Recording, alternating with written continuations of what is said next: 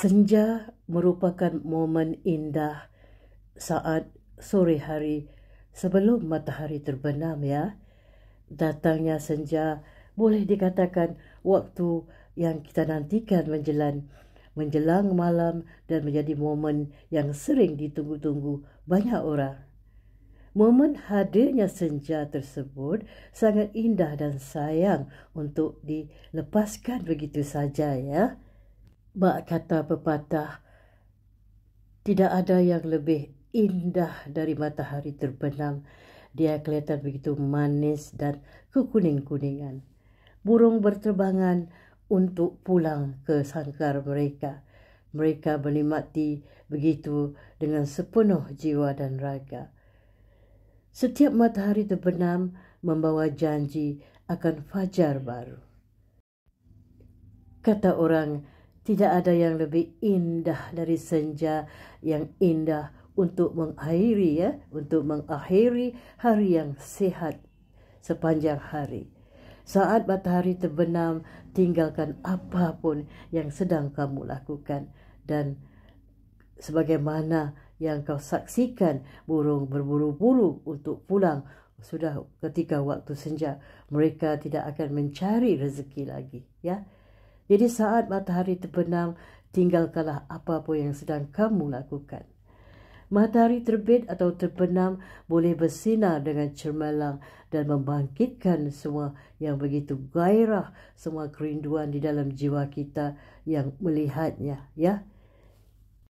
Kata orang, senja masih menjadi warna yang digemari dan pelangi adalah warna kedua ya.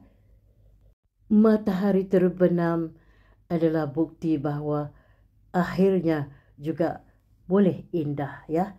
Kita perlu merenungkan ketika matahari sudah terbenam ya. Ya, jadi saat kita kagumi keajaiban matahari terbenam atau keindahan bulan misalnya, jiwa kita berkembang dalam penyembahan Sang Pencipta ya. Matahari terbenam perlu kita nikmati, dia begitu indah bercahaya kekuning-kuningan ya, yang harus kita nikmati ya. Ada matahari terbit dan terbenam setiap hari dan semuanya gratis sekali. Jangan dilepaskan begitu saja jangan dilepaskan begitu banyak daripada mereka. Jadi senja ni mengajar kita bahawa sesuatu yang terlihat indah sebahagian besar hanyalah bersifat sementara.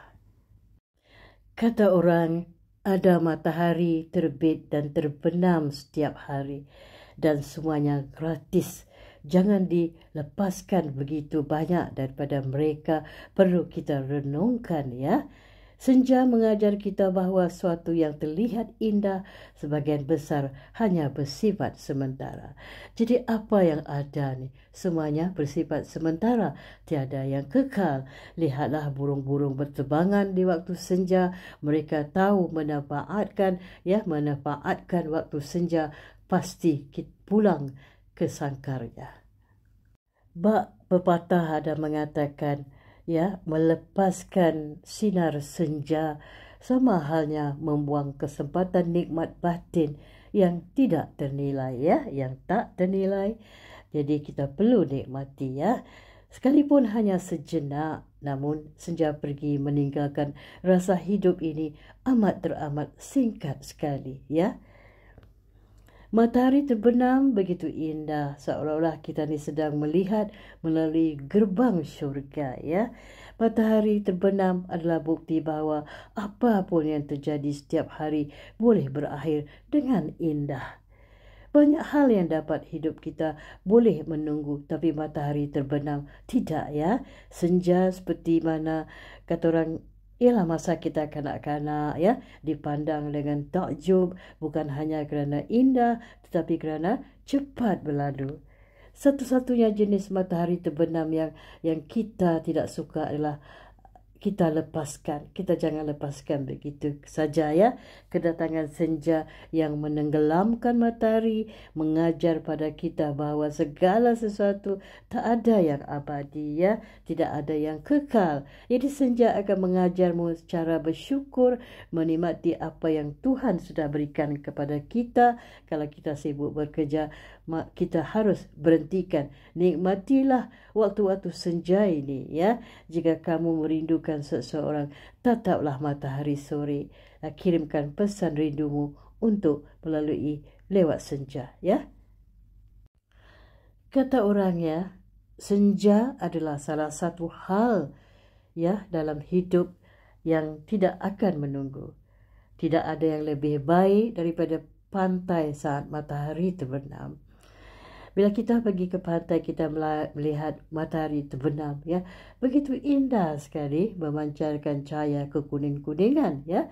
Kerana senja selalu menerima langit apa adanya. Senja mengajar pada kita bahawa kehidupan tak selalunya berjalan dengan cemerlang dan bersinar. Matahari terbit dan terbenam adalah dua momen penting, tapi orang biasanya menguap dan melewatinya, melepaskannya. Sungguh memukau ya menyaksikan deburan ombak yang berpadu dengan kata orang warna-warna kekuningan ya dan kebiru-biruan yang cantik.